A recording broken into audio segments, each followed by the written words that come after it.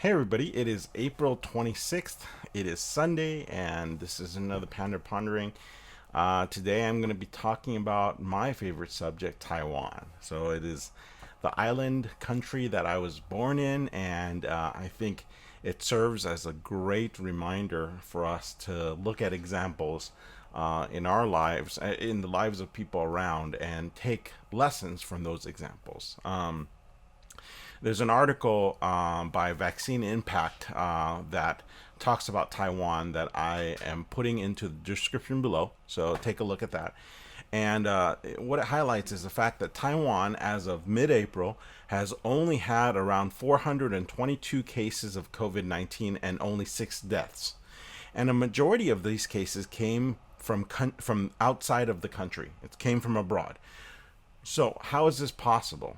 Well, first, a couple of facts about Taiwan.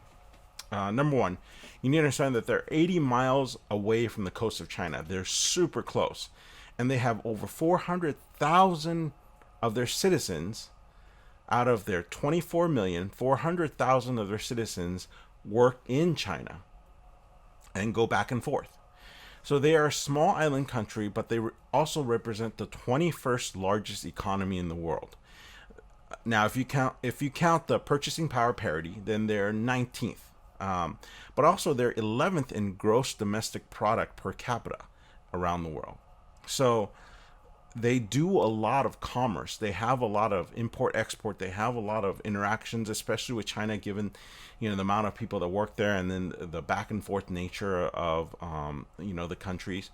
So what are they doing in China? And what are they doing in Taiwan that no other country is doing? Well, first, they're not part of the WHO. And that's a very interesting fact. I want you to understand. Now, it's not like they didn't try to be, but they weren't allowed to be part of the WHO since the WHO took a pro-China stance. Secondly, the first point is important because of the second point. Taiwan's CDC tried to warn China and the WHO on December 31st about the possibility of human to human transmission of the then brand new coronavirus that nobody knew much about. Meanwhile, China was still denying that such a transmission wasn't possible. And that same day of the December 31st, they being Taiwan, also implemented policies that were, by the way, these policies were already created before this. But they implemented the policies to monitor travel from China, and they were one of the first countries to restrict travel from China at their borders. Now, the reason why they had these policies already implemented is because their experience with the 2003 SARS epidemic outbreak in China taught them to have a healthy distrust of China and the WHO to accurately report facts and to have a belief that they would need to put in place their own plans for future outbreaks. And so when COVID 19 came about, they immediately implemented the plans that they had came up with in 2003. So I just want a small comparison. The US has had about 3 million visitors from China in 2018.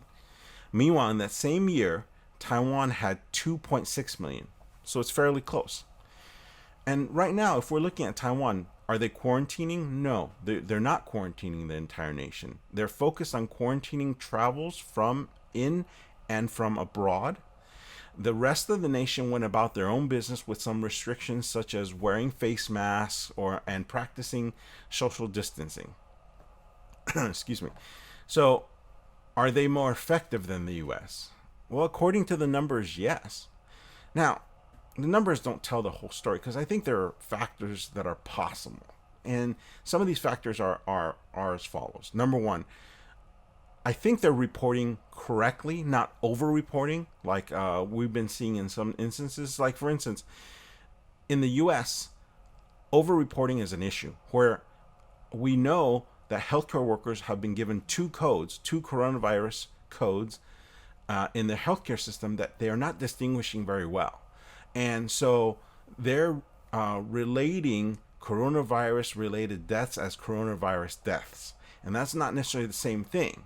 And and they're identifying whether, like Taiwan is identifying whether a death is directly related to COVID-19 or not. Versus we're not here, so we're seeing a lot more inflated numbers here in the U.S.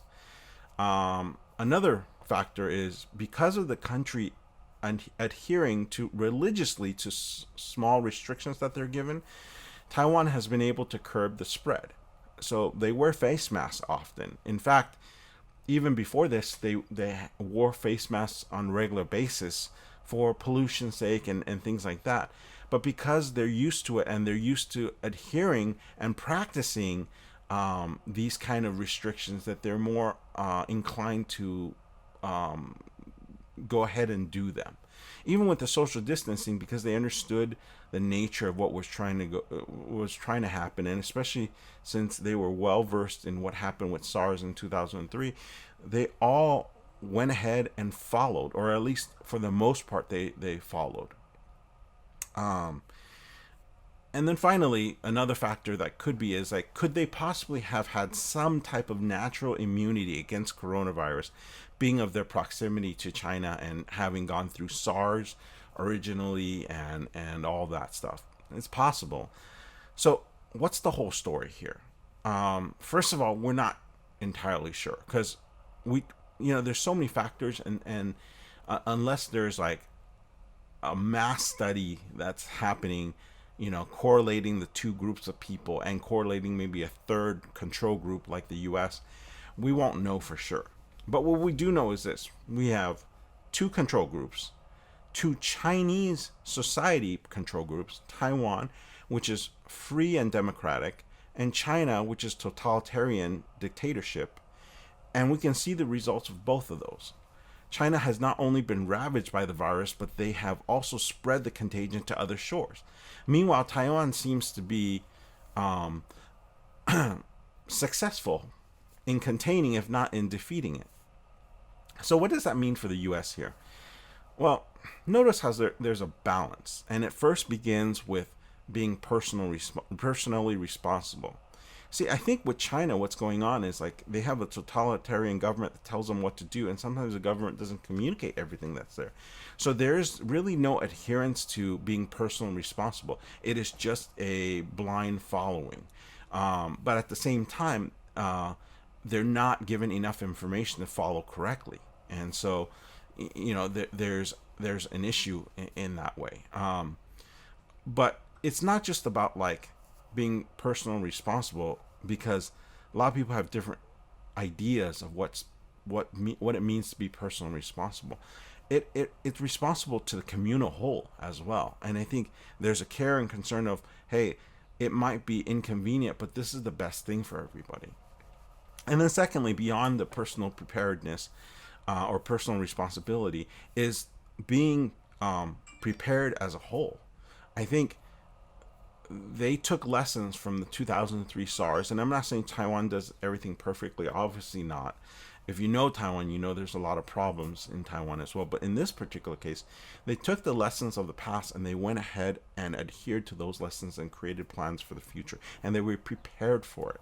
Meanwhile, US saw all of these go on, saw SARS go on, saw MERS go on, saw swine flu go on, and they weren't really hugely impactful to the U.S. But I bet you right now, because of how impacted it is in our everyday world today, hopefully we will be better prepared in the future. And finally, we're looking at like even the total control over a country like China having the total control. It doesn't help things either. There has to be a willingness to adapt to what's going on. Like I said, with the communication aspect of it, Taiwan not only had a plan in place, they also adapted to what was going on. And that's going to be important for people to get information and see. And a lot of times, totalitarian government doesn't actually want to give information to people. But see, the problem with the U.S. is we want to have information. That's why we have the media that puts out all this information. We have information up the yin-yang access to it, right? But we're not being responsible with that information because we only see it from the lens of our personal self. So when I think about this, I ponder upon these things. It's like, We know that there's a scientific fact that this is a more severe virus than the common flu. And the fact that people are dying because of how it attacks the respiratory system is undeniable. This is actually happening. But at the same time, we're doing ourselves a disservice by going to the extremes of what we're doing right now in quarantining. Or at least I'm positing that we might be going into overkill in this. And we're in a lack of a better phrase, like we're robbing Peter to pay Paul. Like we're sacrificing something else in order to do this. But the problem is there really isn't a perfect answer, because the matter of fact is we in the U.S. aren't culturally like Taiwan or China, and we really just as a society have an inherent distrust in our government. So, and it's not just the distrust in our government, we also have an inherent distrust in people, right? As a whole, we don't tend to follow rules as opposed to like some Asian cultures. And we all also always value our personal freedoms that much more than they do.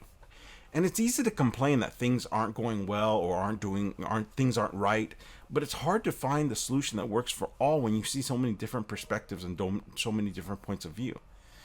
See, what maybe we can ponder is this, is like, how can we contribute to the positive movement of our society, and what can we do to practice personal responsibility to create a community that can work better together? Because that's the problem is, one side we have China, which seems to have total control and people who follow, but they don't actually practice responsibility in a way and give the power to the people to make the adaptations. And we have the U.S. who adapts so much and have these personal freedoms, but yet don't communally adhere to things for one another. And maybe Taiwan is a good lesson for us, because Taiwan is a free country and they have personal freedoms as well, but they really take value into the communal aspect. And I think maybe if we did that, we'd be in a place where we're quicker out of the quarantine and much less out of danger of COVID-19. So I hope you think about that.